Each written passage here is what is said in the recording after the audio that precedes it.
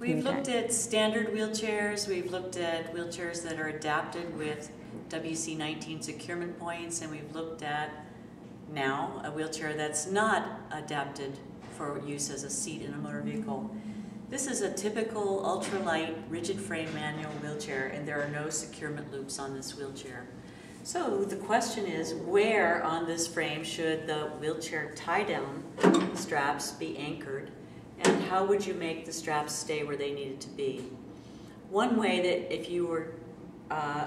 that someone could work with you to help you figure out where the best places on your wheelchair are to use a securement loop, something like this, and to attach it to the frame of the wheelchair.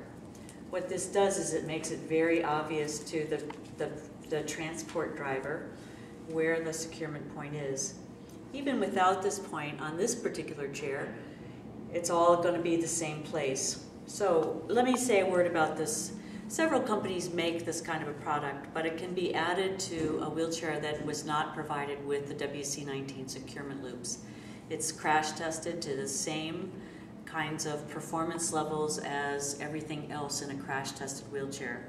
This is a very simple one, and they're actually very inexpensive. You would want to use all four of the same brand or the same type, and you simply loop it around the chair. Many transit organizations are actually working with people who ride seated in their wheelchair to provide these straps to make it easier for their drivers.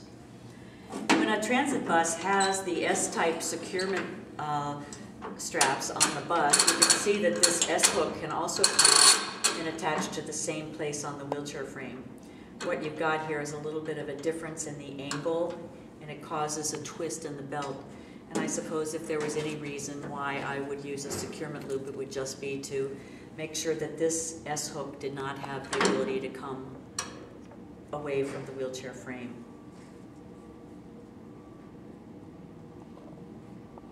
In the